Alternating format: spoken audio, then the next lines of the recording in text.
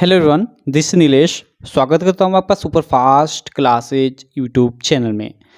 दोस्तों, इस वीडियो में हम देखेंगे जो हम लोग कक्षा 10 गणित का प्रश्नावली 1.1 पढ़ रहे थे उसका सेकेंड लेक्चर।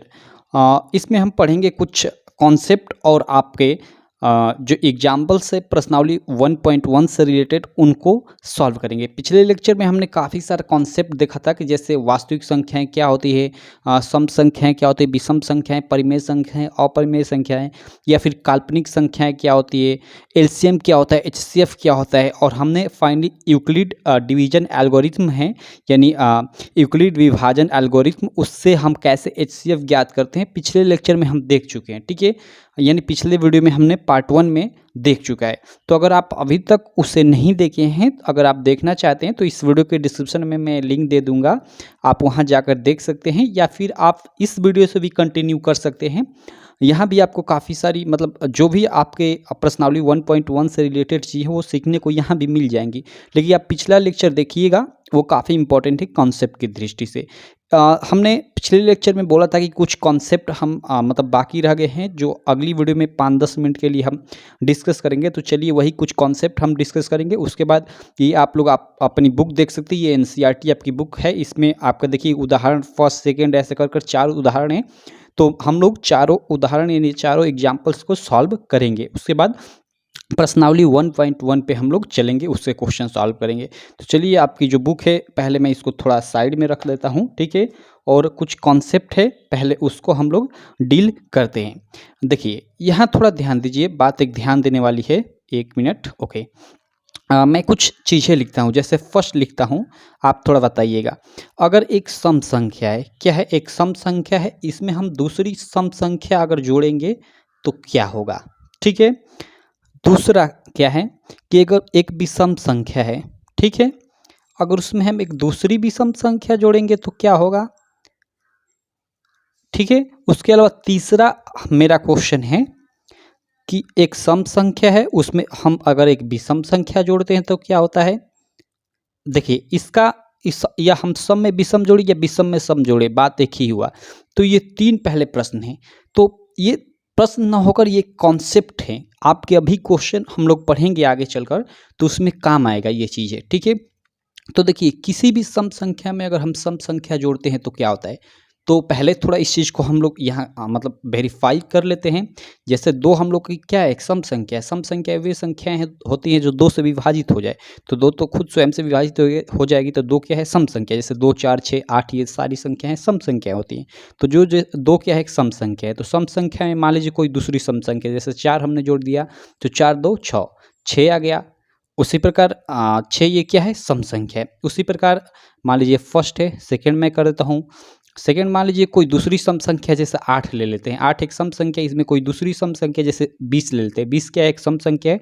8 एक सम संख्या है, तो 20, 8, 28, 28 आ जाएगा। 28 भी एक सम संख्या है। उसी प्रकार चलिए एक और मैं एग्जाम्पल ले लेता हूँ। जैसे जैसे मैं मान लीजिए 6 ले लिया। 6 एक सम संख्या है, क्योंकि 2 से विभाजित हो जाएगी। और मैं 8 इधर ले लेता हूँ, 8 भी सम संख्या है, तो 8, 6, 14 हो जाता है। यानी 14 भी क्या है, एक सम संख्या। यानी हर मतलब यहाँ हमें क्या कंक्लूजन मिल रहा है, यहाँ कंक्लूजन ये मिल रहा है कि अगर हम सम में सम जोड़ते हैं, ठीक है, तो हमें हमेशा क्या मिलता है, सम संख्या प्राप्त होता है। तो यहाँ हम बोल सकते हैं कि सम plus sum equal to some. तो यहाँ चलिए मैं लिख देता हूँ कि सम plus sum equal to some. तो ये आप लोग याद रखिएगा कि अगर हम एक सम संख्या में सम संख्या जोड़ते हैं तो हमेशा एक सम संख्या ही प्राप्त होता है। ये एक कॉन्सेप्ट हो गया भाई, ये आगे काम आएगा। ठीक है, तो आई होप ये क्लियर हो गया होगा कि अगर हम सम में सम जोड़ेंगे तो सम कैसे आएगा। उसी प्रकार एक विषम संख्या में हम विषम संख्या जोड़ेंगे तो क्या होगा। ठीक है, ये काफ़ी इंपॉर्टेंट प्रश्न है। ठीक है, देखिए मैं सीधे लिख देता हूँ, अगर हम एक विषम में हम विषम जोड़ते हैं तो हमें विषम संख्या सम संख्या ही प्राप्त होती है। कैसे, तो चलिए इस चीज़ को हम वेरीफाई कर लेते हैं। जैसे हम लोग का 3 क्या है, 3 एक विषम संख्या है। अगर इसमें कोई दूसरी विषम संख्या जैसे 5, देखिए विषम संख्या क्या होती है, जो 2 से विभाजित नहीं होती है। तो न 3 2 से विभाजित होगी, न 5 से मतलब न 5 2 से विभाजित होगा। तो यानी 3 और 5 दोनों विषम है। तो हमने विषम विषम में हमने मतलब जोड़ा, तो क्या हुआ, 5, 3, 8, यानी विषम इधर क्या हुआ, विषम विषम में जोड़ने पर हमें सम प्राप्त हो गया। उसी प्रकार चलिए कोई दूसरी भी सम संख्या ले लेते हैं। जैसे 11 क्या है, एक विषम संख्या है। 11 में अगर मान लीजिए यही 5 एक विषम संख्या है, 11 में हम 5 जोड़ते हैं तो क्या होगा, 15 होगा। और 15 चूँकि क्या है, सॉरी 16 होगा, ठीक है। 16 होगा, ठीक है, क्योंकि 5 एक 6 और 1 ये 6, तो 16 क्या है, एक सम संख्या है। यानी हमेशा आप लोग देखोगे, चलिए इधर भी मैं दिखा देता हूँ। जैसे 7 क्या है, एक विषम संख्या है, और इसमें मैं दूसरी कोई विषम संख्या जोड़ता हूँ, जैसे 23 जोड़ लेता हूँ। 23 एक विषम संख्या है, तो 7 10 का 0 और 2 1 3 30, 30 क्या एक सम है। यानी हम विषम में विषम संख्या जोड़ें तो क्या हो रहा है, सम संख्या प्राप्त हो रहा है। तो ये भी आप कॉन्सेप्ट याद रखिएगा। अगर हम सम में सम जोड़े तो सम, या विषम में विषम जोड़े तो सम, ठीक है। अब आपका क्वेश्चन होगा कि अगर हम सम में विषम जोड़ते हैं, या देखिए सम में विषम जोड़िए या विषम में सम जोड़िए, दोनों बात ही एक ही हुआ, क्यों, इसीलिए मैं यहाँ चौथा पॉइंट नहीं लिखा हूँ, ठीक है। तो चलिए इस चीज़ को देख लेते हैं। देखिए एक सम संख्या, उसमें विषम जोड़ते हैं, तो जैसे सम संख्या क्या है, 4 है। 4 क्या है, एक सम संख्या है। इसमें एक विषम संख्या है, जैसे 3 जोड़े तो 4 3 7। देखिए यहाँ 7 प्राप्त हुआ। चलिए कोई अदर जोड़ लेते हैं, जैसे एक कोई अदर सम संख्या ले लेते हैं, जैसे 10। 10 एक सम संख्या, क्योंकि दो मतलब 2 से विभाजित हो जाएगी। एक कोई अलग विषम संख्या ले लेते हैं, क्योंकि हमें सम में विषम जोड़ना है। तो जैसे मैं मान लीजिए 9 ही ले लेता हूँ, तो 10 और 9 जोड़कर हम करेंगे तो 19 हो जाएगा। यानी आप हमेशा जोड़ेंगे तो यहाँ देखेंगे कि हमेशा क्या आ रहा है, ऐसा मतलब विषम प्राप्त हो रहा है, ठीक है। सम में अगर आप विषम संख्या जोड़ते हैं या विषम में सम, तो हमेशा क्या आता है, आपका विषम ही आता है, ठीक है। तो यहाँ चलिए मैं लिख लेता हूँ विषम। तो ये 3 कॉन्सेप्ट है, आप इन तीनों को हमेशा याद रखिएगा कि अगर हम सम में सम जोड़ते हैं, ठीक है, तो सम प्राप्त होता है। अगर हम विषम में विषम जोड़ते हैं तो सम ही प्राप्त होता है, ठीक है। और अगर हम सम में विषम जोड़ते हैं तो हमेशा क्या होता है, विषम प्राप्त होता है। तो ये 3 कॉन्सेप्ट हैं, ठीक है। यहाँ ये क्लियर है आपको, 1 मिनट, ओके। चलिए अब चलिए कुछ आगे ये 3 कॉन्सेप्ट के अलावा 2 और कॉन्सेप्ट है, उनको हम डील कर लेते हैं, ठीक है। 2 और कॉन्सेप्ट क्या हैं, उसको हम देख लेते हैं थोड़ा। देखिए ये चीज़ें काफ़ी इंपॉर्टेंट है, काफ़ी काम आएगी आगे चलकर। मान लीजिए जैसे एक सम संख्या है, ठीक है, एक सम संख्या है। अगर हम इस सम संख्या में, ठीक है, हम गुणा करते हैं, कोई सम संख्या है, ठीक है, इसमें हम गुणा कर देते हैं एनी इंटीजर या एनी पूर्णांक, यानी किसी भी हम पूर्णांक से इसमें गुणा कर देते हैं। किसी भी पूर्णांक कहने का मतलब कि 1 2 3 4 5 किसी से भी इसमें गुणा करेंगे तो क्या होगा, ठीक है।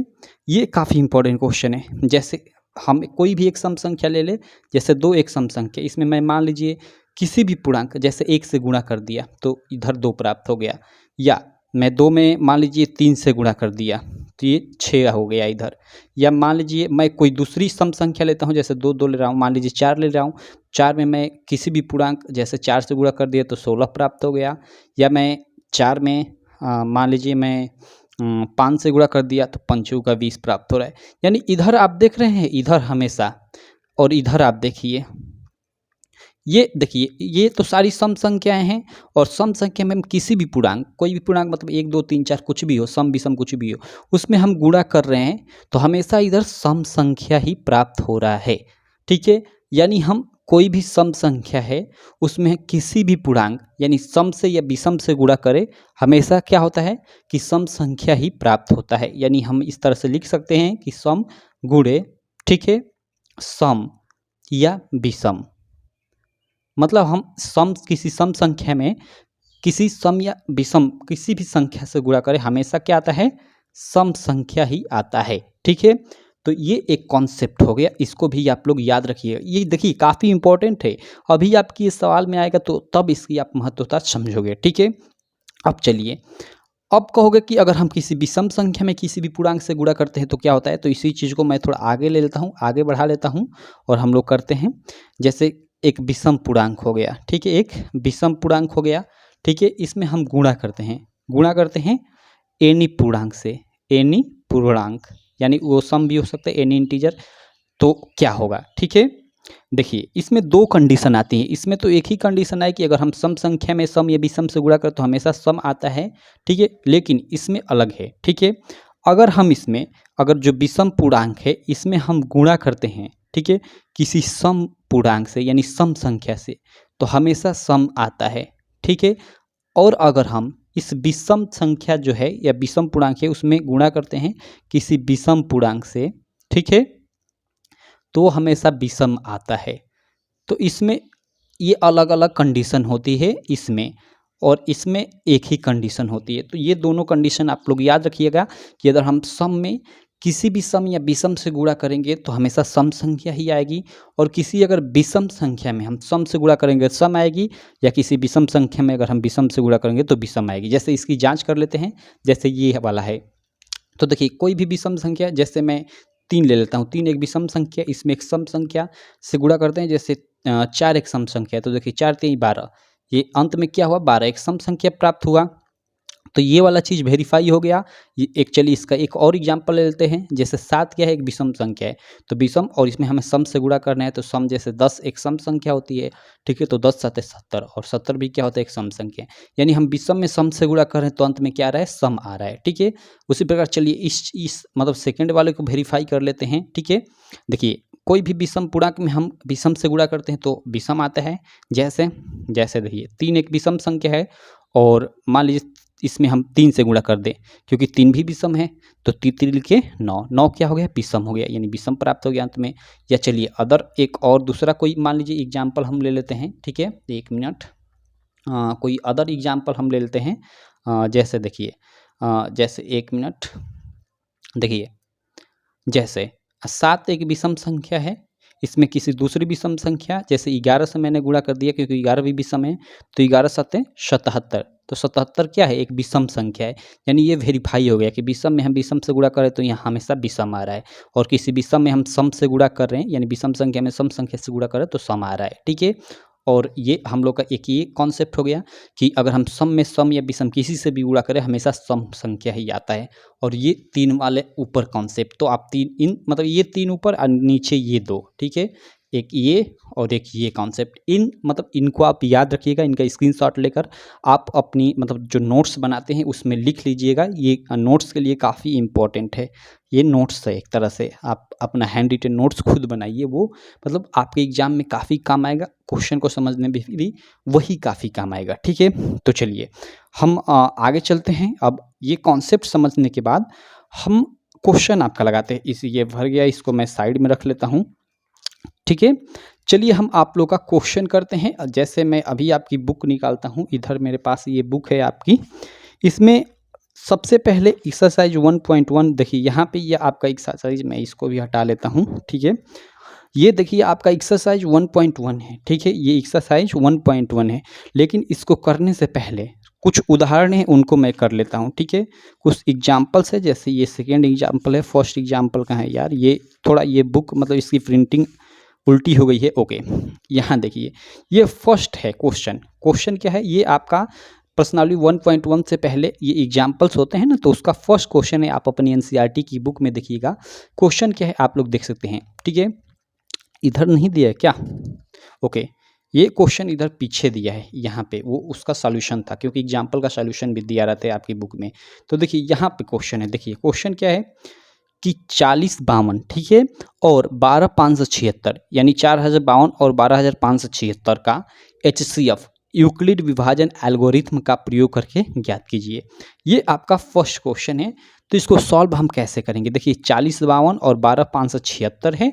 आप अपनी एनसीईआरटी की बुक निकाल कर देखते रहिएगा। मैं इधर इस बुक को साइड में रख लेता हूँ, ठीक है। इधर मैं 1 मिनट, ओके, इधर मैं इस बुक को साइड में रख लिया, ठीक है। हम लोग का क्वेश्चन क्या था, चलिए जैसे हम लोग का क्वेश्चन था, यहाँ पे मैं लिख लेता हूँ एग्जाम्पल फर्स्ट, यक्स फर्स्ट हम लोग का क्या था, ठीक है, वो था कि 40 52, ठीक है, मैं यहाँ पे लिख भी देता हूँ कि 40 52 और 12 576 का HCF हमें ज्ञात करना है। क्या ज्ञात करना है, हमें HCF ज्ञात करना है, किस तरह, यूक्लिड विभाजन एल्गोरिथम के हिसाब से, यानी यूक्लिड विभाजन प्रमेय या एल्गोरिथम का प्रयोग करके। तो पिछले लेक्चर में मैं बताया था कि इसका कैसे हम मतलब ज्ञात करते हैं। देखिए इसके लिए सबसे पहले इन दोनों में हम चूज करेंगे कि कौन बड़ा है कौन छोटा है। तो ये हम लोग का छोटा है, साफ बुझा रहे, ये बड़ा है, तो इसको हम मतलब इससे हम इसमें क्या करेंगे, भाग देंगे एक तरह से। और मतलब पहले हम क्या करेंगे, भाग विधि से इन दोनों का हम क्या करेंगे, HCF ज्ञात करेंगे और उसी को चरण वाइज लिख देंगे यूक्लिड विभाजन एल्गोरिथम के हिसाब से। मैंने पिछले लेक्चर में बताया था कि कैसे लिखा जाता है। सबसे पहले देखिए, चलिए इसका मैं HCF ज्ञात करता हूँ ये भाग विधि से। जैसे, और ये आपको रफ पकड़ना है, इसलिए मैं इधर रफ पे कर ले रहा हूँ, ठीक है। इधर मैं रफ पे पहले कर ले रहा हूँ, ठीक है। देखिए, जैसे हम लोग का 40 52 है, इसका हमें HCF ज्ञात करना है, और 12 576 का, इन दोनों का HCF ज्ञात करना है। तो HCF ज्ञात करने के लिए मैं पिछले लेक्चर में आपको बताया था अच्छे से कैसे ज्ञात किया जाता है, ठीक है। तो चलिए यहाँ भी मैं आपको बता दूँ। देखिए, 2 पूर्णांक रहेंगे, उसमें मतलब जो छोटा पूर्णांक रहेगा उससे हम बड़े वाले पूर्णांक में इस प्रकार कुछ भाग देंगे। भाग कैसे देंगे, चलिए अब मैं देता हूँ, ठीक है। देखिए, यहाँ 4 अंक है, यहाँ 4 अंक है, और यहाँ 1 2 3 4 5 अंक है, ठीक है। अब कितने बार यहाँ भाग जाएगा, तो इसको हम देखिए, यहाँ 12,000 है ना, और ये 4,000, तो 4 तिहाई 12, यानी 12 बार तो चला जा रहा है, 12,000 आ जाएगा। लेकिन इसको भी चेक कर लेते हैं, 52 तिया, ठीक है, 156 होगा ना, हाँ, क्योंकि 50 तिया 150 और 2 तिया 6, हाँ 56, यानी 156, और ये मतलब चला जाएगा, ठीक है। भाग 3 बार चला जाएगा, तो 3 बार इसको हम भाग ले जाते हैं, ठीक है। चलिए 3 बार हम भाग ले जाते हैं, तो ये 3 दूना के 6 हो जाएगा, ये 3 5 15 के 5, ठीक है, और ये कुछ नहीं तो 1 हासिल, और ये 3 चौका 12, ओके, इतना हो गया। अब चलिए इसको हम घटाते हैं, 6 में से 6 गया 0, और 7 में से 5 गया 2, ओके, ये 5 में से 1 गया 4, यानी 4 से 20, और ये दोनों कट गया, ओके। अब देखिए क्या हुआ, अब इन दोनों में हम कंपैरिजन करेंगे कि कौन बड़ा है कौन छोटा है, ठीक है। तो देखिए, अब ये छोटा है ये बड़ा है, तो अब इससे इसमें भाग देंगे, तो यहीं पे ऐसे कर लेंगे, और 40 52 ऐसे कर लेंगे। देखिए, ये मतलब ये भाग विधि से ये HCF ज्ञात करने की विधि होती है, ठीक है। मैं अभी क्यों कर रहा हूँ ऐसा, अभी आपको पता चल जाएगा, क्योंकि आप तो कहोगे कि हमें यूक्लिड विभाजन से हमें ज्ञात करना है, तो अभी मैं बताऊंगा, क्योंकि पहले इसी तरह करना पड़ेगा, तब यूक्लिड विभाजन से हो पाएगा। तो चलिए अब इससे मैं इसमें भाग देता हूँ, ठीक है। देखिए, ये 4000 है, ये 400 है, ठीक है। तो अगर मैं 10 बार ले जाता हूँ तो ये 4200 हो जाएगा, यानी ये 4052, हाँ चला जाएगा क्या 10 बार, 4 2 0 0, नहीं, ये 4200 हो जाएगा, और ये 4000 है तो अधिक हो जाएगा, ठीक है। तो हम 9 बार ले जाएंगे, 10 बार नहीं जाएगा, तो 9 बार चेक करेंगे, तो ये 0 हो गया, 9 दूना का 18 के 8 हो गई, ये 9 चौके 36 1 37, यानी 3780 हो रहा है, ठीक है। यानी 9 बार ले जाएंगे, 9 बार चला जाएगा, तो 9 बार में कितना हो रहा है 3780, ठीक है। अब चलिए 3780 हो गया, तो यहाँ घटा लेते हैं, यहाँ घटा लेते हैं, तो ये तो 2 ही रह जाएगा, ये 15, ठीक है। 15 में से 8 गया, क्योंकि यहाँ घटेगा नहीं तो एक खांसी लगेगा इधर से, तो 15 पढ़ने में से 8 गया 7, ठीक है। यहाँ देखिए, इधर से एक खांसी लगाया था तो 10, और इधर से यहाँ भी गया था तो यहाँ 9 बचा, तो 9 में 7 गया, 7 2 9 2 हो गया, ठीक है। और ये 3 3 कट गया, ओके, 276 हो गया, सॉरी 272 हो गया, ठीक है। अब देखिए, इसमें फिर देखेंगे कौन छोटा है, तो भाई ये छोटा है, तो इसमें भाग देंगे। तो चलिए हम भाग देते हैं 420 में, 420 में भाग देंगे तो कितनी बार जाएगा, इसको मैं काट देता हूँ। देखिए कितनी बार जाएगा, 1 बार जाएगा भैया, 1 बार जाएगा ना, क्योंकि 2 बार तो 2 2 4 से इसी तरह अधिक हो जाएगा, तो 272। चलिए इसको हम लोग घटाते हैं, इसको हम लोग घटाएंगे, तो देखिए 10 में से 2 गए 8, ठीक है। ये 11 बचा ना यहाँ पे, ओके, यहाँ पे 11 बचा। देखिए 1 मिनट यार, काफ़ी गर्मी हो रही है। देखिए, यहाँ से एक हासिल गया था, तो यहाँ अब देखिए, यहाँ से इसमें हासिल आया था तो 12, इसमें से गया तो 11, तो यहाँ 7, तो 7 4 11 हो गया, और यहाँ 3 3 में से 2 गया 1, 148 हो गया, यानी 148। अब फिर इन दोनों में कंपेरिजन करेंगे, तो देखिए ये छोटा है, तो फिर इससे हम इसमें भाग देंगे, तो 272 में हम लोग भाग देंगे। तो फिर कितनी बार जाएगा, फिर 1 बार जाएगा, क्योंकि ये काफ़ी अधिक हो जाएगा ना, तो एक ही बार जाएगा, तो 148 यहाँ पे हो गया, ठीक है। अब चलिए आगे चलते हैं, इसको थोड़ा मैं ऊपर कर लेता हूँ। देखिए मैं समझाते हुए एक एक चीज़ें चल रहा हूँ स्टेप वाइज, इसलिए काफ़ी टाइम लग रहा है, लेकिन नो डाउट यार, एक बार अच्छे से आप समझ जाइए, उसके बाद आप एक एक चीज़ें फटाफट करेंगे, ठीक है।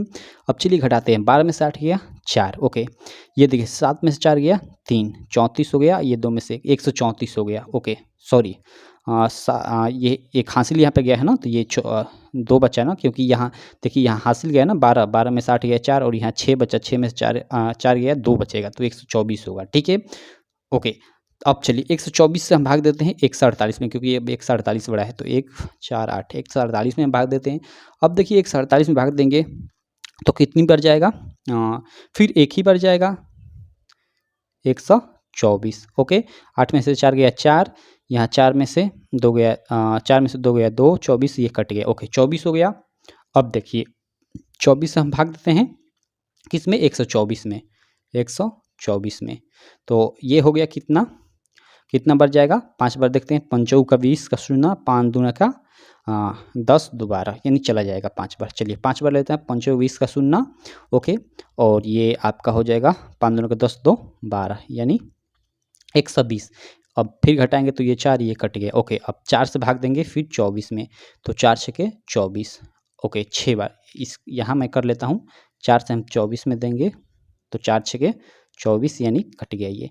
यानी देखिए जब तक ये कट नहीं जाता ऐसे ही हम शुरू से करते रहेंगे, चूँकि ये सवाल सबसे बड़ा, मतलब आपकी एनसीईआरटी में यूक्लिड विभाजन एल्गोरिथम से ये सबसे बड़ा था, इसीलिए इसमें इतना टाइम लग रहा है। आप मतलब ये मत बूझिएगा काफ़ी टाइम लग रहा है इतने धीरे धीरे, क्यों, क्योंकि देखिए समझना सबसे इम्पोर्टेंट है, चाहे टाइम कितना लगे। एक सवाल समझ गए ना तो उसके 20 बेस पे आप 20 सवाल करोगे, ठीक है। एक सवाल समझ गए अच्छे से तो उसके बेस पे आप 20 सवाल करोगे, लेकिन हाँ एक को अच्छे से पहले समझना होगा। तो यहाँ पे देखिए आपने कितनी यहाँ पे भाग की क्रियाएं की, देखिए यहाँ पे अगर आप देखेंगे तो ये 1, ये 2, ये 3, ये 4, 5 6 ये 7, यानी 7 भाग की क्रियाएं हुई। तो इन्हीं जो क्रियाएं हैं इन्हीं को क्रम वाइज लिख देंगे हम। कैसे लिखेंगे वो मैंने आपको बताया था कि एक फार्मूला होता है क्या, भाज्य बराबर भाजक गुणे भागफल प्लस शेष। इसी फार्मूले के आधार पे, जिसको शॉर्ट में हम a बराबर बी क्यू प्लस आर से डिनोट करते हैं, ठीक है। तो इसी के रूप में ये प्रत्येक भाग को लिख देना ही यूक्लिड विभाजन एल्गोरिथम कहलाता है। तो चलिए इसको हम लिखते हैं। तो देखिए जैसे अब यहाँ से मेन आपका क्वेश्चन स्टार्ट होता है, ठीक है। जैसे क्वेश्चन एग्जाम्पल फर्स्ट है, ठीक है। 1 मिनट, ये शायद इसकी स्याही खत्म हो गई, चलिए कोई दिक्कत नहीं, मैं ये काला पेन यूज कर लेता हूँ, ठीक है। चलिए देखिए यहाँ पे सबसे पहले क्वेश्चन से मतलब हल करना स्टार्ट करेंगे। यहाँ से मैं लिखता हूँ हल, तो आप सबसे पहले लिखेंगे कि यूक्लिड विभाजन एल्गोरिथम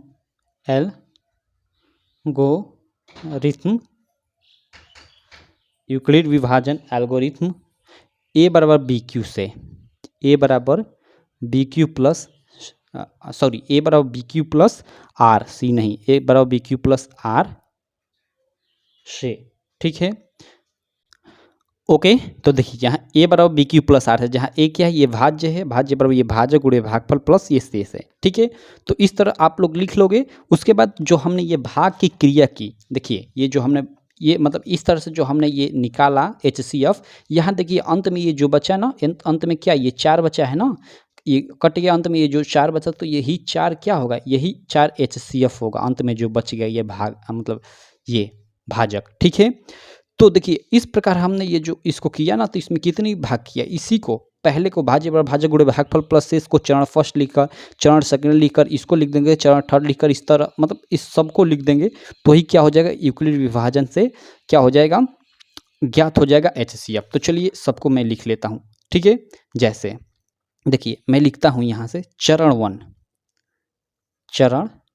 1 और यहाँ मैं लिख लेता हूँ क्या, जो फर्स्ट है देखिए ये क्या है, भाजक है, ये बीच वाला क्या है, भाज्य है, इधर वाला ये भागफल है, और नीचे ये जो बच्चा है ये क्या है, शेष है।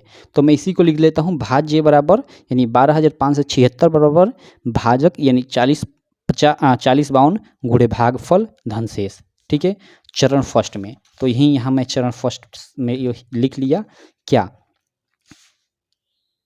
भाज्य बराबर, ठीक है, यानी 12,000, 1 मिनट यार पेन दिक्कत कर रही है काफ़ी, क्यों पता नहीं, ये नई पेन है शायद इसीलिए दिक्कत करी है। देखिए 12 576, ये है ना बीच में 12 576। चलिए इसको मैं नीचे रख लेता हूँ। यानी भाज्य बराबर भाजक, भाजक क्या है 40 52, 40 52 भाजक गुणे भाज्य बराबर भाजक गुणे भागफल, भागफल 3 है, धन शेष, शेष क्या है नीचे ये जो 420 आया है ये। अब देखिए यहाँ चूंकि शेष 0 नहीं आया तो यहाँ आप लिखोगे कि शेष फल, शेष या शेष फल एक ही होता है, इक्वल टू नॉट 0। अतः फिर से यूक्लिड विभाजन, देखिए मैं 60 में लिख देता, यूक्लिड यू है यू मतलब यूक्लिड विभाजन, यानी डी मैं लिख देता हूँ डिवीजन एल्गोरिथम से। आप यहाँ पूरा लिखिएगा, शॉर्ट में मत लिखिएगा कि शेषफल बराबर शेषफल इक्वल टू नॉट 0। अतः फिर से यूक्लिड विभाजन एल्गोरिथम के प्रयोग द्वारा या प्रयोग से, ठीक है। या फिर इतना भी आप लिख सकते हो कि शेषफल इक्वल टू नॉट 0, और उसके बाद यहाँ लिख सकते हो अतः, और अतः के बाद क्या लिखोगे यहाँ चरण सेकेंड। और चरण सेकेंड में आप लोग ये जो क्रिया हुई है यहाँ, यानी आप अब 420 से आप जो ये भाग दे रहे हो ये वाले, यानी इसको चलिए मैं लिख लेता हूँ, जहाँ ये भाज्य है तो 40 52 भाज्य है, यानी 40 52 भाज्य बराबर भाजक, भाजक क्या है यहाँ पे अब 420, तो 420 गुणे भाजक, भाजक क्या है भैया तो ये 9 है, यानी भाज्य बराबर भाज्य बराबर भाजक 420 है, गुणे भागफल यहाँ 9 है, तो यहाँ 9 मैं कर देता हूँ प्लस शेष, यहाँ शेष क्या बचा है नीचे 272, तो इस 272 को मैं लिख लेता हूँ। तो इस प्रकार यहाँ भी शेष 0 नहीं आ रहा है तो सेम वही ऊपर वाला लिखोगे कि चूंकि शेषफल या शेषफल इक्वल टू नॉट 0, ठीक है। अतः फिर से यूक्लिड विभाजन एल्गोरिथम से, और यहाँ पे लिखोगे चरण 3, और चरण 3 में यहाँ पे जो यहाँ तीसरी भाग की क्रिया हुई है उसको लिख लोगे। फिर उसी प्रकार आप देखोगे कि फिर शेषफल 0 नहीं आएगा तो चौथी लिख लोगे, पाँचवीं लिख लोगे, छवीं लिख लोगे, और अंत में सातवीं चरण 7 में यहाँ देखिए मैं सीधे लिख देता हूँ चरण 7, क्योंकि बीच में अब टाइम वेस्टिंग से मतलब काफ़ी टाइम वेस्ट होगा, इसलिए मैं सीधे लिख रहा हूँ, क्योंकि केवल अब लिखना है, मैं आपको समझा दिया। तो चरण यहाँ 7 में आप लोग लिखोगे क्या, चरण 7 क्या है यहाँ देखिए ये, तो इसमें ये क्या है, ये बीच वाला भाज्य है, भाज्य 24 है, भाजक 4 है, और भागफल 6 है, और शेष 0 है, तो उसको लिखोगे। तो चरण 7 में आप क्या लिखोगे 24 इक्वल टू, यानी भाज्य बराबर भाजक, भाजक कितना है 4, गुणे भागफल कितना है 6, प्लस शेष क्या है 0 है। तो ये आप बीच में लिखते आओगे, चरण 3 के बाद चरण 4 5 6 करने के बाद आप चरण 7 पाओगे, तो ऐसा कुछ प्राप्त करोगे। तो यहाँ क्या है आप लिखोगे नीचे कि शेषफल इक्वल टू 0, अतः चूंकि शेषफल इक्वल टू 0, अतः ये जो अंक हमने मतलब पीछे ये ऊपर हमने यहाँ पे है ना, इसको लिख लोगे, ये 40 52 12 576, अतः शेषफल इक्वल चूंकि शेषफल इक्वल टू 0, अतः 40 52 कामा 12 576 का HCF यानी मस, मैंने आपको बताया था ना पिछले लेक्चर में, मस अंत में जो देखिए अंत में भाग देने के बाद जो भाजक है ना यहाँ पे, यानी जिससे हम भाग दे रहे हैं, ठीक है, यानी यहाँ पे जो ये भाजक है ये 4, यही क्या होगा कि HCF होगा। तो आप वही लिखोगे चूँकि शेषफल इक्वल टू 0, अतः 40 52 12 576 का HCF 4 होगा, और इस तरह से ये क्वेश्चन आपका सॉल्व हो जाएगा। देखिए ये क्वेश्चन आप लोग की मतलब NCERT का ये मतलब इस चैप्टर का सबसे बड़ा क्वेश्चन था, इसलिए थोड़ा टाइम लगा, और मैंने एक एक चीज़ें काफ़ी डीपली आपको मतलब समझाया, ठीक है, एकदम भाग भी देना है कि एकदम मतलब एक एक स्टेप वाइज समझाया, इसलिए इसमें थोड़ा 10 15 या 20 मिनट जो भी टाइम लगा हो, शायद आप सोच रहे होंगे इतना टाइम क्यों लग रहा है, लेकिन आप मतलब जब आप करोगे ना तो इतना टाइम नहीं लगेगा, क्योंकि मुझे आपको समझाना भी है, एक एक स्टेप वाइज समझाना है कि जो 0 लड़का है ना, देखिए एक 0 लड़का है, एक 80 लड़का है, तो 80 वाला लड़का समझेगा कि ये काफ़ी धीरे बता रहा है कि 0 वाला के लिए यही बेस्ट है, तो इसलिए मैं एकदम 0 के हिसाब से बता रहा हूँ कि हर एक लड़का समझ सके, ठीक है, तो इसलिए मैं इतना धीरे धीरे बताया। तो आई होप ये आपको समझ में आ गया होगा। ये एग्जाम्पल फर्स्ट, ठीक है, आपकी NCERT के एग्जाम्पल फर्स्ट प्रश्नावली 1.1 का। अब चलिए हम सेकंड देखते हैं। सेकंड जो क्वेश्चन है काफ़ी मस्त क्वेश्चन है। सेकंड क्या क्वेश्चन है उसको मैं निकाल लेता हूँ इधर। देखिए ये बुक है आपकी, 1 मिनट। सेकंड क्वेश्चन काफ़ी मस्त क्वेश्चन है। एक मिनट, ये देखिए सेकंड क्वेश्चन है। सेकंड क्वेश्चन क्या है, यहाँ पे देखिए लिखा है कि दर्शाइए कि, क्या लिखा है मैं थोड़ा जूम कर लेता हूँ, एक मिनट। ओके, क्वेश्चन क्या है देखिए ध्यान से, लिखा है कि दर्शाइए कि प्रत्येक धनात्मक समपूर्णांक 2q के रूप का होता है तथा प्रत्येक धनात्मक विषम पूर्णांक 2q + 1 के रूप का होता है, जहाँ q कोई पूर्णांक है। ओके, ये क्वेश्चन है, मस्त क्वेश्चन है। हमें दर्शाना है कि क्या 2q जो है 2q वो क्या होता है, एक सम पूर्णांक होता है, और 2q + 1 जो इस टाइप के मतलब जो पूर्णांक होते हैं वो विषम पूर्णांक होते हैं। और जहाँ q क्या है, q कोई भी पूर्णांक है, कोई भी मतलब 1 2 3 4 5 6 कोई भी। तो चलिए इसको मैं दर्शाकर प्रूव कर कर आपको दिखाता हूँ, ठीक है। इस मैं बुक को थोड़ा साइड में रख लेता हूँ, ठीक है। ये क्वेश्चन को आप लोग याद रखिएगा, या आप अपनी मतलब सामने आप एनसीईआरटी की बुक रख लीजिएगा, तो काफ़ी मतलब अच्छे से और समझ में आएगा। इसको मैं थोड़ा इधर साइड में रख लेता हूँ कि इसको कभी कभी सवाल को देखते भी रहूँगा, क्योंकि बीच में सवाल भी भूल जाते हैं ना, हमेशा सवाल तो याद नहीं रहेगा ना। इसको मैं जूम आउट कर लेता हूँ। चलिए, ये एग्जाम्पल हम लोग का क्या है, ये एग्जाम्पल हम लोग का सेकंड है, ठीक है। एग्जाम्पल सेकंड को समझते हैं, एनसीईआरटी का जो है, ठीक है।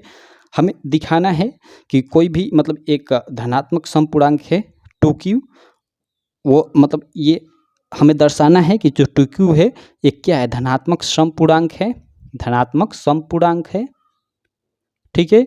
और एक दिया है हमें 2q + 1, इसे हमें दर्शाना है कि यह क्या है, एक धनात्मक विषम पूर्णांक है, ये हमें दर्शाना है। तो कैसे दर्शाएंगे, ठीक है। सबसे पहले चलिए यहाँ पे मैं लिख लेता हूँ, यहाँ पे हल मतलब इसको हल करना या दर्शाना, हम चलते हैं दर्शाने चलते हैं। सबसे पहले क्या मान लेंगे, एक पूर्णांक मान लेंगे, ठीक है। तो यहाँ मैं लिख लेता हूँ, माना कि a, ठीक है, कोई धनात्मक पूर्णांक है। ऐसे प्रश्नों में हम सबसे पहले एक धनात्मक पूर्णांक मान लेंगे, ठीक है। तो माना कि a कोई धनात्मक पूर्णांक है, और देखिए यहाँ अगर 2q दिया हो तो 2, और अगर 3q दिया है तो 3, यहाँ पे लिखेंगे कैसे, माना कि ये कोई धनात्मक पूर्णांक है, और b बराबर हम मान लेंगे, b यानी b क्या है, a बराबर bq + r के हिसाब से b यहाँ पे क्या है, भाज्य बराबर भाजक गुणे भागफल, यानी ये क्या है, b भाजक है। तो और भाजक बराबर या b बराबर आप क्या, ये जो दिया है ना, ये यहाँ दिया रहेगा उसी को लिखेंगे, बराबर 2 है। ऐसे आप लोग लिख लो कि माना कि a कोई धनात्मक पूर्णांक है और b बराबर 2 है, b बराबर 2 या भाजक बराबर 2 है, ठीक है। अब ये 2 मैंने एग्जैक्टली आप कहोगे कहाँ से लिख लिए, तो यहाँ से देखकर लिखा, ठीक है। आप हमेशा इस यहाँ पे ध्यान दीजिएगा, इसको चूज करने के लिए अगर यहाँ पे 3 रहता है तो यहाँ 3 होगा, b बराबर, क्लियर है। अब आगे का स्टेप क्या होगा, आगे का स्टेप होगा हम यूक्लिड विभाजन एल्गोरिथम का प्रयोग करेंगे। तो यहाँ लिखेंगे अब यूक्लिड विभाजन, ठीक है, एल्गोरिथम का प्रयोग करने पर, एल्गोरिथम का प्रयोग करने पर, या यूक्लिड विभाजन एल्गोरिथम से, ठीक है। लिखने के बाद हम क्या लिखेंगे, और यूक्लिड विभाजन एल्गोरिथम क्या होता है, a बराबर bq + r, उसको यहाँ पे हम लोग लिख लेंगे, और यहाँ पे कोष्ठ में लिख लेंगे हम लोग, जहाँ जो हम लोग का क्या है, जो r है ना, वो is greater than equal to 0 या लेस देन 2 होगा। मैं ये कैसे लिखा, तो देखिए b क्या है, हम लोग का भाजक है, ठीक है। और जो भाजक अगर 2 है, ठीक है, यानी भाग देने वाला, तो जो शेषफल होगा ना, कि तो 0 प्राप्त होगा, कि तो इससे कम प्राप्त होगा। जैसे देखिए यहाँ पे मैं मतलब एक पन्ना ले लेता हूँ, ओके, यहाँ पे मैं समझाता हूँ। जैसे 2 है, 2 से हमें किसी यहाँ संख्या में भाग देना है, तो निश्चित है कि यहाँ 2 से 2 कम 2 इस तरह जाएगा, और हमेशा यहाँ घटाएंगे तो यहाँ 2 से कम, यदि 2 से कम 1 प्राप्त होगा, या हो सकता है यहाँ ऊपर 2 हो तो ये कट जाएगा और 0 भी प्राप्त हो जाए, ठीक है। यानी यहाँ देखिए जिससे भाग दिया जाता है ना, तो यहाँ शेषफल हमेशा उससे कम ही आता है, कम ही आते हैं, तो 1 आ सकता है या 0 आ सकता है, ठीक है। अगर 2 हम लोग का क्या है, भाजक है, तो आप ये टेस्ट कर कर देखिएगा। ऐसा मतलब जैसे मैं चलिए यहाँ पे करा ही देता हूँ, जैसे 2 से हम भाग दिए 4 में, तो 2 दूना के 4, ये कट गया, 2 से हमने अभी भाग दिया 9 में, तो 2 चौका 8, ये 1 बचा। या 2 से हमने भाग दिया 5 में, तो 2 दूना का 4। ठीक है, देखिए यहाँ हमेशा 1 बचेगा या कहीं कट जाएगा, कटने का मतलब 0 बचेगा। आप हमेशा ऐसे मतलब आप भाग देकर कितने में भी चेक कर लीजिएगा। तो वही हमने यहाँ लिखा है, जहाँ r जो होगा वो हमेशा मतलब क्या होगा, बड़ा होगा 0 से, या 0 के बराबर होगा और हमेशा 2 से कम होगा, इसके लिखने का मतलब है। ठीक है, इतना लिखेंगे। उसके बाद चलिए आगे चलते हैं। आगे इस प्रकार यहाँ पे लिखेंगे, इस प्रकार a बराबर। ठीक है, अब b क्या है, b 2 है, तो b की जगह पे 2 मैं रख लेता हूँ, क्योंकि यहाँ b 2 है तो b की जगह 2, और q की जगह हमें मालूम नहीं तो q ही रहने देता हूँ, और प्लस r क्या है, चूँकि देखिए r हम लोग के यहाँ पे मैं लिख लेता हूँ r इक्वल टू 0,1, यानी r जो होगा 0 होगा या 1 होगा, क्योंकि यहाँ हमेशा क्या है, r 2 से छोटा है, तो 2 से छोटा है मतलब वो 1 होगा या 0 होगा। ठीक है, अभी मैंने यहाँ भाग की क्रिया में आपको समझा दिया, इसलिए मैंने यहाँ डायरेक्टली ऐसे लिख दिया। आप यहाँ लिख सकते हैं पूरा डिटेल में कि चूँकि भाजक 2 है इसलिए शेषफल हमेशा 2 से कम प्राप्त होगा, अतः यहाँ शेषफल 0 या 1 होगा। ऐसे डिटेल में भी लिख सकते हैं, मैंने शॉर्ट में लिख दिया r इक्वल टू 0,1, यानी 0 होगा r या 1 होगा। ठीक है, तो अगर r को हम 0 लेते हैं, ठीक है, तो यहाँ r की जगह हमने 0 यहाँ रख दिया। फिर लिखेंगे या a बराबर 2q प्लस, यहाँ अब हम r को 1 ले रहे हैं, क्योंकि हमने 0 ऑलरेडी ले लिया है तो 1 ले लिया हमने। ठीक है, और देखिए देखो यहाँ पे आप लोग, तो ये 2q प्लस 1 हो गया a बराबर, और यहाँ देखिए 2q में हम अगर 0 जोड़ेंगे तो बराबर यहाँ 2q भी लिख सकते हैं सीधे सीधे। ठीक है, तो यहाँ पे थोड़ा आप ध्यान दीजिए। ठीक है, ये 2q इस पे, ठीक है, यही तो हमें दिखाना था कि जो 2q है और 2q प्लस 1 है वो क्या है, जो 2q है एक धनात्मक समपूर्णांक है, और 2q प्लस 1 एक मतलब एक विषम धनात्मक विषम पूर्णांक है, ये हमें दिखाना था। तो देखिए यहाँ पे हमने दिखा दिया यूक्लिड विभाजन एल्गोरिथम के हिसाब से। यहाँ मैं सीधे सीधे यहाँ पे लिख सकता हूँ, यहाँ मैं लिख सकता हूँ ऐसे कि अतः 2q एक धनात्मक समपूर्णांक होगा,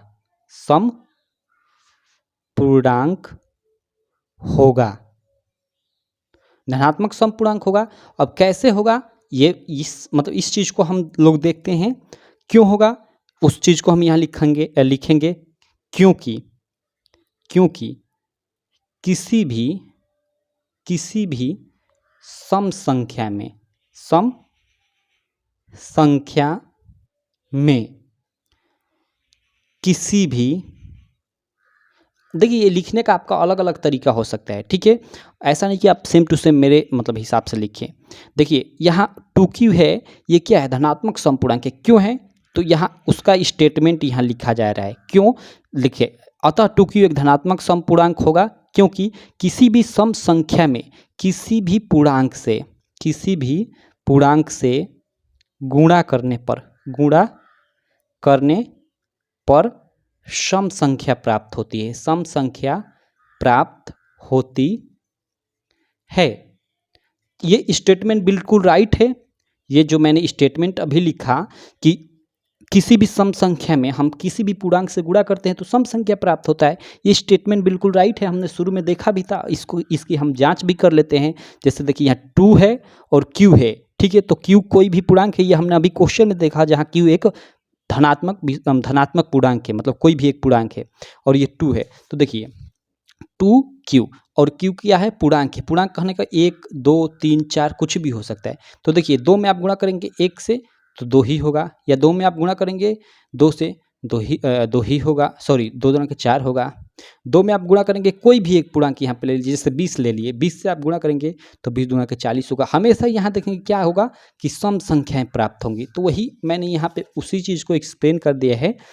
और यहाँ पे सबसे पहले लिख दिया था 2q एक धनात्मक पूर्णांक होगा, और क्यों होगा तो उसका मैं डिटेल यहाँ पे लिख दिया, क्योंकि किसी भी, ठीक है, क्योंकि किसी भी सम संख्या में, चूंकि ये 2 सम है और q क्या है, कोई एक पूर्णांक है, ये तो क्वेश्चन में ही दिया है, तो ही मैंने लिखा है कि क्योंकि किसी भी सम संख्या में किसी भी पूर्णांक से गुणा करने पे सम संख्या प्राप्त होगी।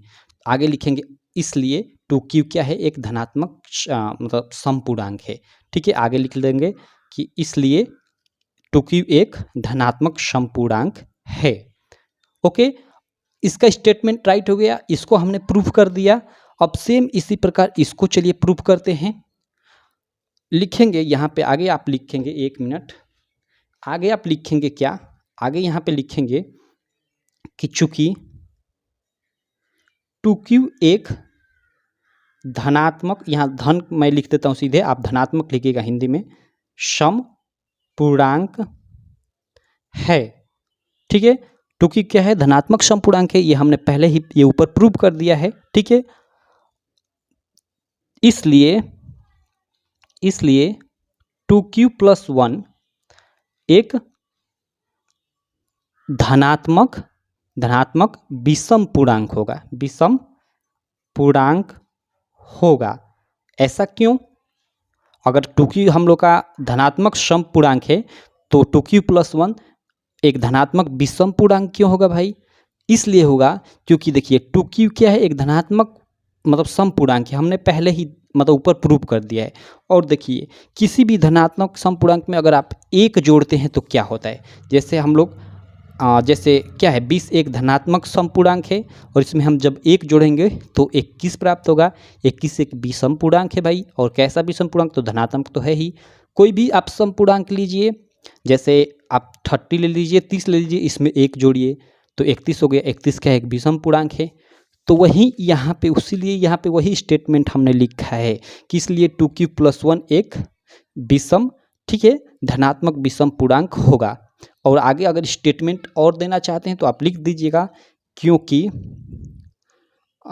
2q एक धनात्मक समपूर्णांक है और किसी भी धनात्मक समपूर्णांक में एक जोड़ने पर हमेशा एक धनात्मक विषम पूर्णांक प्राप्त होता है। इस तरह से आप स्टेटमेंट दे सकते हैं, लिख सकते हैं पूरा का पूरा डिटेल में। तो आई होप आप लोग को ये जो मैंने अभी ये बताया, ये स्टेटमेंट ये समझ में आ गया होगा। देखिए इसमें मेन इसी स्टेटमेंट में है, ये स्टेटमेंट अगर आप समझ गए ना तो मतलब आप इस ऐसे मतलब इस प्रकार के जो सवालों को ये है ना, ये दर्शाने वाला एकदम फट कर देंगे आपको, एकदम 5 मिनट लगेगा। 5 मिनट से मैं गारंटी देता हूँ, अधिक आपको टाइम नहीं लगने वाला है इस प्रकार के सवालों में। ठीक है, तो आई होप ये मेरा ये जो स्टेटमेंट है आप अच्छे से समझ गए होंगे, क्योंकि थोड़ा मैंने ये मतलब अच्छे से नहीं लिखा है, लेकिन फिर भी मैं जो बोल रहा हूँ उसको आई होप आप लोग रिकॉग्नाइज कर रहे होंगे, समझ रहे होंगे। तो देखिए आप ये मतलब इतनी चुकी में छोटे से में ये सवाल हो गए, ये तो इसका स्टेटमेंट है।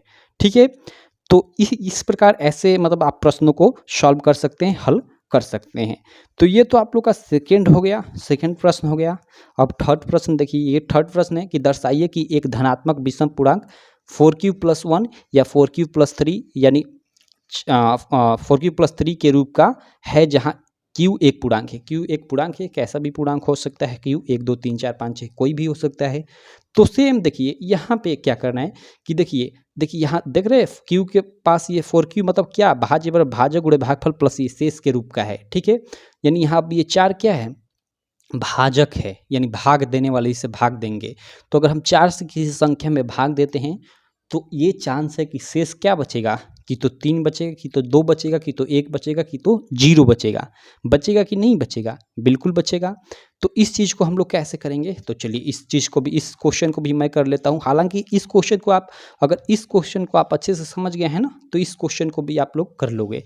तो चलिए इसको मैं ये पन्ने को हटा देता हूँ, इस क्वेश्चन को हम लोग करते हैं। ठीक है, देखिए यहाँ पे 1 मिनट, ये क्वेश्चन उदाहरण सेकंड है, मैं इसको लिख लेता हूँ। ये हम लोग का एग्जाम्पल सेकंड है और हमें प्रूव क्या करना है, हमें प्रूव करना है यानी जो 4q + 1 है और कामा 4q + 3 है, ये क्या है, दोनों के दोनों को हमें प्रूव करना है कि ये धनात्मक विषम पूर्णांक है, धनात्मक विषम पूर्णांक है, ये हमें प्रूव करना है।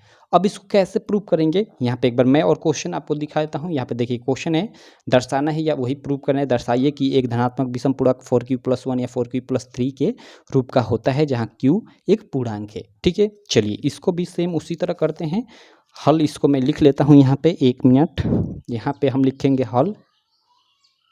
ठीक है, ये पेन को मैं चेंज कर लेता हूँ, ये अच्छे से नहीं चल रही है। ओके, ये आप लोग हल लिख लोगे, ठीक है। उसके बाद देखो हल लिखने के बाद हम लिखेंगे आगे क्या, उसी तरह मान लेंगे कि माना कि एक कोई धनात्मक पूर्णांक है, धनात्मक पूर्णांक है।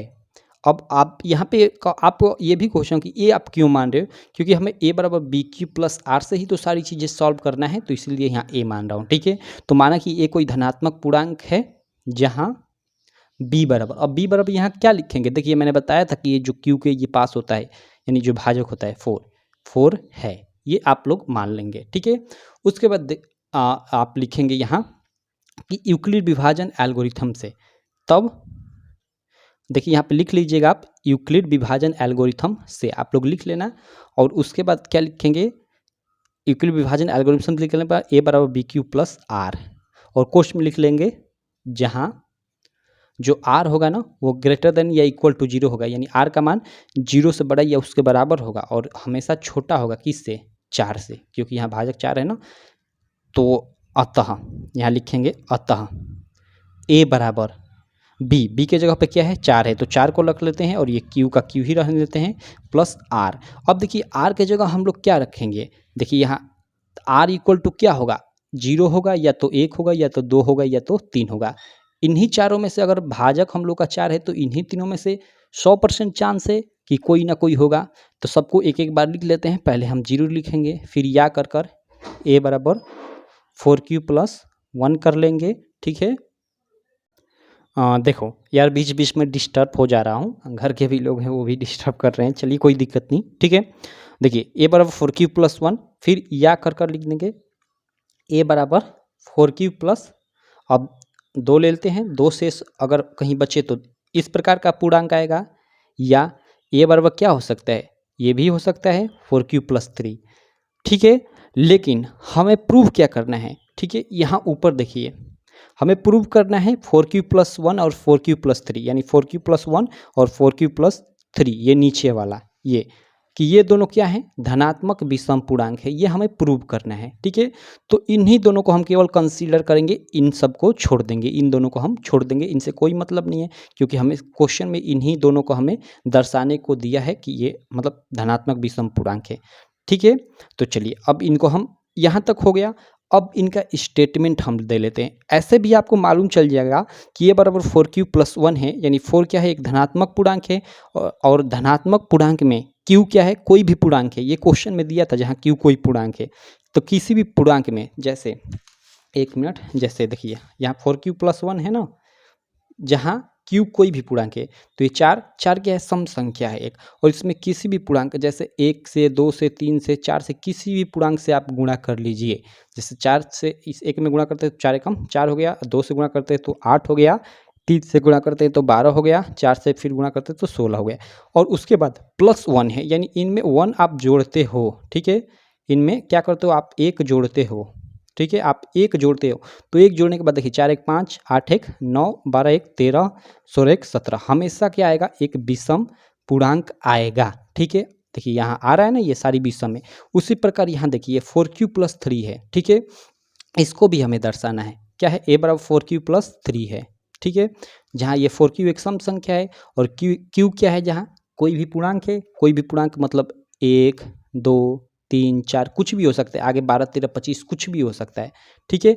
अब देखिए इसमें आप गुणा करेंगे तो क्या होगा, ठीक है, यानी अब किसी, ये 4 क्या है, एक सम संख्या, और सम संख्या में किसी भी पूर्णांक से गुणा करेंगे तो क्या होगा, तो वो सम संख्या ही प्राप्त होती है, हमने पीछे देखा भी था। तो 4 दूनों का ये 8, 4 3 12, ये चचौका 16। लेकिन यहाँ प्लस 1 तो हमने प्रूव कर दिया, प्लस 3 भी है, तो यहाँ प्लस सब में 3 कर लेते हैं, प्लस 3 प्लस 3 प्लस 3। अब जोड़ते हैं, जोड़ने के बाद देखते हैं क्या, 4 3 7 हो गया, 8 2 10 1 11, यानी 8 3 11 हो गया, और 12 3 15 हो गया, और 16 3 19 हो गया, ठीक है।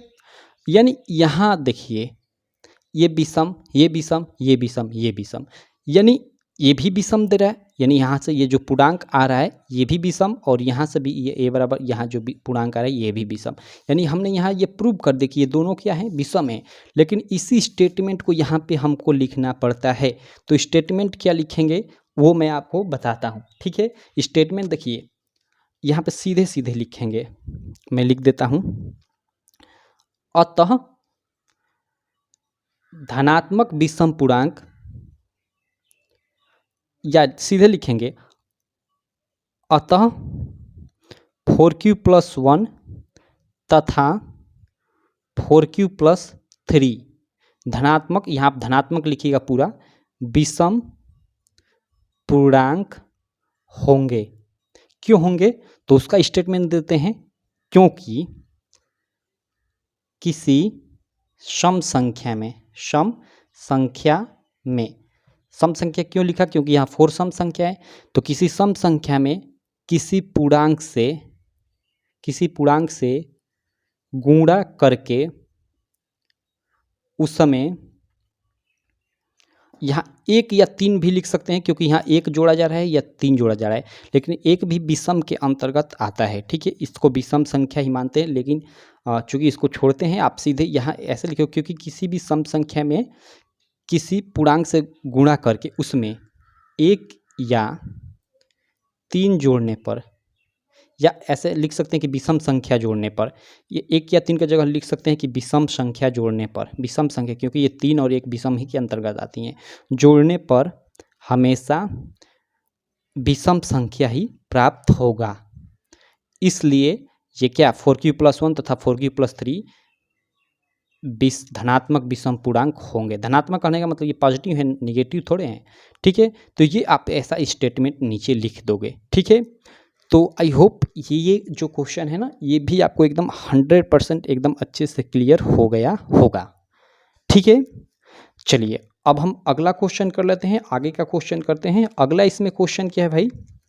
तीसरा क्वेश्चन, ओके, सॉरी, ये दूसरा नहीं, ये तीसरा ही क्वेश्चन था, ये तीसरा क्वेश्चन था, सॉरी, ये क्वेश्चन नंबर 3 था, यानी क्वेश्चन नंबर हम 4 कर लेते हैं, ठीक है। क्वेश्चन नंबर 4 क्या है? यहाँ नीचे आप लोग देख सकते हैं कि एक मिठाई विक्रेता के पास 420 काजू की बर्फियाँ और 130 बादाम की बर्फियाँ है। वह इनकी ऐसी ढेरियाँ बनाना चाहती है कि प्रत्येक ढेरी में बर्फियों की संख्या समान रहे तथा ये ढेरियाँ बर्फी की परात में न्यूनतम स्थान घेरे। इस काम के लिए प्रत्येक ढेरी में कितनी बर्फियाँ रखी जा सकती हैं? ओके, कितनी बर्फियाँ रखी जा सकती हैं? देखिए ऐसे क्वेश्चन के लिए हम सीधे सीधे क्या करते हैं कि HCF ज्ञात करते हैं, ठीक है। जो भी हमें ये चीज़ें दी रखी हो, सीधे नो डाउट हमें HCF ज्ञात करना होता है। तो आप 420 और 130 का HCF ज्ञात कर लीजिएगा। और देखिए HCF भी हम क्या करते हैं कि HCF भी यहाँ कोई ये नहीं कहा कि आप यूक्लिड विभाजन से ही ज्ञात करें, तो आप किसी भी विधि से, आप गुणनखंड विधि, भाग विधि, किसी भी विधि से आप ज्ञात कर सकते हैं। तो चलिए इसको भी कर लेते हैं।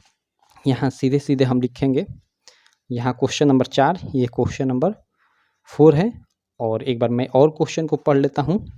चलिए पहले मैं लिख लेता हूँ। हमें दिया है काजू की बर्फियाँ, काजू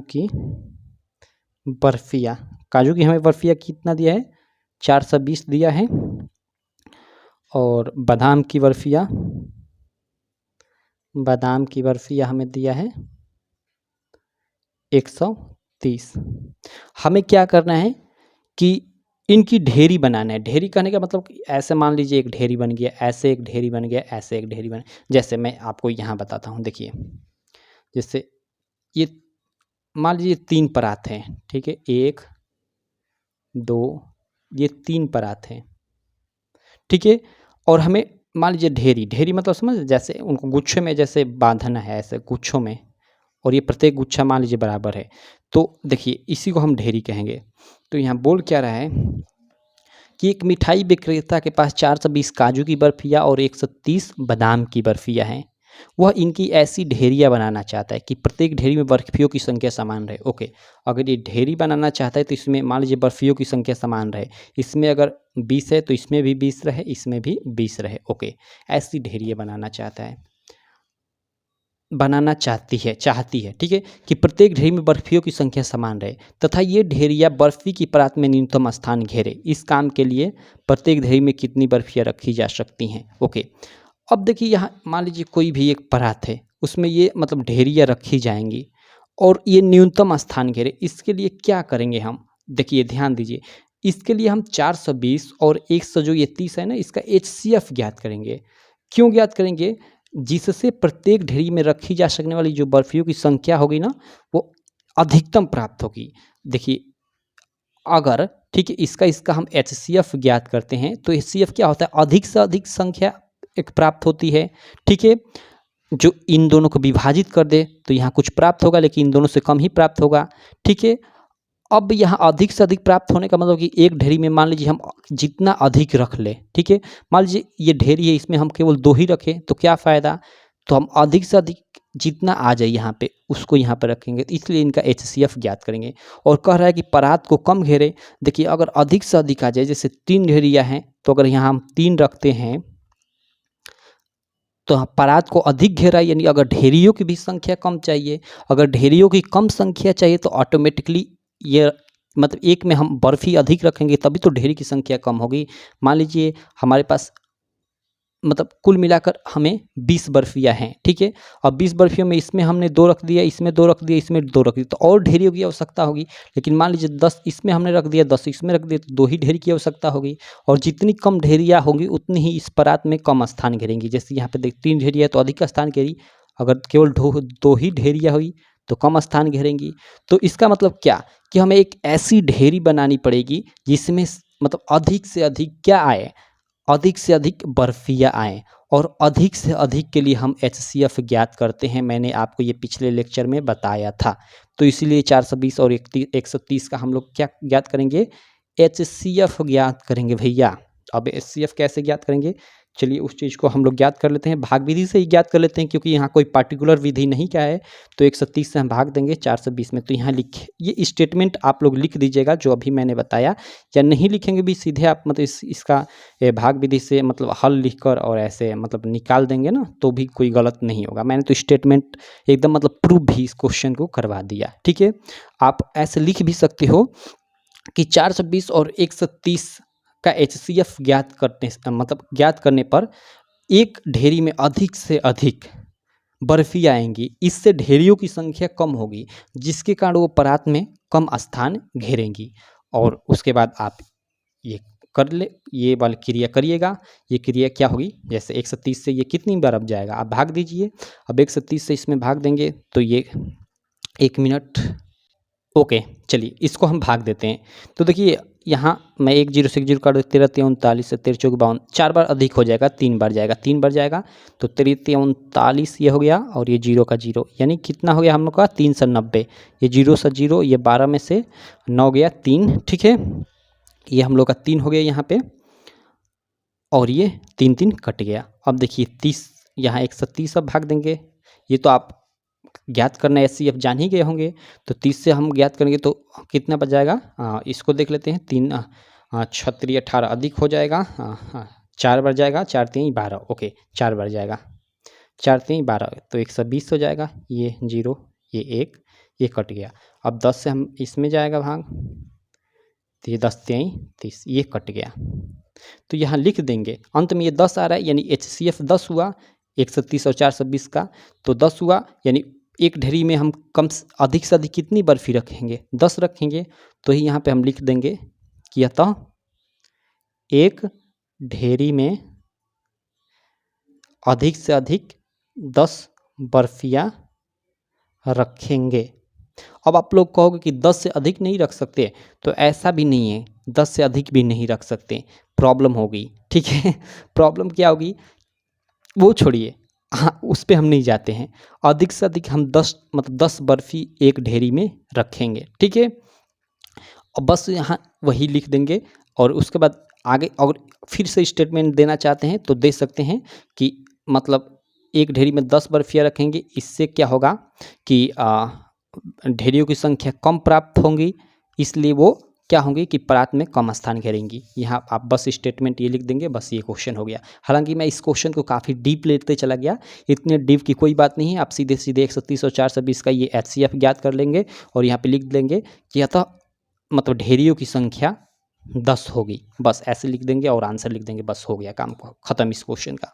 लेकिन मैं जो भी बताऊँ, मैं चाहता हूँ कि आपको डीप में बताऊँ, ताकि आपको कोई भी आगे डाउट न रह जाए, ठीक है। तो इस तरह से हमने चारों एग्जाम्पल कर लिया और ये वीडियो भी लगभग 1 घंटे की हो गई। हमने हाँ, चारों के चारों ये एग्जाम्पल सॉल्व कर लिए। देखिए चूँकि मैं काफ़ी धीरे-धीरे बताया, लेकिन अगर इस लेक्चर को एकदम अच्छे से देखे होंगे एक-एक चीज़ें कर, तो इधर जो ये प्रश्नावली 1.1 है भैया, एचसीएफ ज्ञात करने की यूक्लिड विभाजन एल्गोरिथम का प्रयोग कीजिए। ओके, 3 क्वेश्चन है, तीनों को आप लोग उड़ा दोगे, निश्चित है उड़ा दोगे। दर्शाइए कि कोई धनात्मक विषम पूर्णांक ये इस टाइप का होता है, 100% उड़ा दोगे, क्योंकि अभी इस टाइप का हमने क्वेश्चन किया है। ये किसी परेड में, ओके, ये भी अभी ये हम जो चौथा प्रश्न किए उसी टाइप का ये प्रश्न है, उड़ा दोगे। उसके बाद यूक्लिड विभाजन प्रमेय का प्रयोग करके दर्शाइए किसी धनात्मक पूर्णांक का वर्ग किसी पूर्णांक m के लिए इस टाइप का होता है। हालांकि ये थोड़ा क्वेश्चन अलग है, लेकिन थोड़ा दिमाग लगाओगे तो इसको भी कर जाओगे, लेकिन थोड़ी परेशानी होगी, ठीक है। लेकिन यहाँ परेशानी के लिए संकेत दे दिया है, अगर सॉल्व करना चाहते हो तो कर दोगे, नहीं करना चाहते तो इसको मैं करा दूंगा, ठीक है। लेकिन तीसरे तक तो आप बिल्कुल मैं गारंटी देता हूँ कि सॉल्व कर लोगे। उसके बाद ये 5वां प्रश्न है, ये भी थोड़ा सा अलग प्रश्न है, लेकिन इसको भी आप कर जाओगे अगर दिमाग लगाओगे तो, ठीक है, कैलकुलेशन करोगे तो। ये चौथा 5वां थोड़ा मैं बोल सकता हूँ कि शायद आपको ना आए, लेकिन ये 1 2 3 तो प्रश्न ये उड़ा ही दोगे। पहले में 3 और ये 3 यानी 6 प्रश्न एक तरह से बोल सकते हैं, आप कर सकते हो बिना किसी संकोच के। तो चलिए मैं रहने देता हूँ इस वीडियो में इतना ही। हम क्या करेंगे कि आगे के, ठीक है, जो अगला लेक्चर होगा उसमें आपका ये हम लोग प्रश्नावली मतलब पूरा का पूरा हो सकता है सॉल्व करें, या देखेंगे कितना हो पाता है। अगली प्रश्नावली में हम देखेंगे, मैं कोशिश करूँगा कि एक ही वीडियो में पूरा का पूरा ये 6 सवाल ख़त्म कर दूँ, तो वो तो नेक्स्ट वीडियो में देखेंगे। हाँ, तो तब तक के लिए रहने देते हैं इतना ही। आई होप आप लोगों को वीडियो अच्छी लगी होगी। वीडियो अच्छी लगी तो चैनल को सब्सक्राइब करें, वीडियो को लाइक करें और अपने सारे दोस्तों में इस वीडियो को शेयर करना बिल्कुल ना भूलें। तो बस, थैंक यू।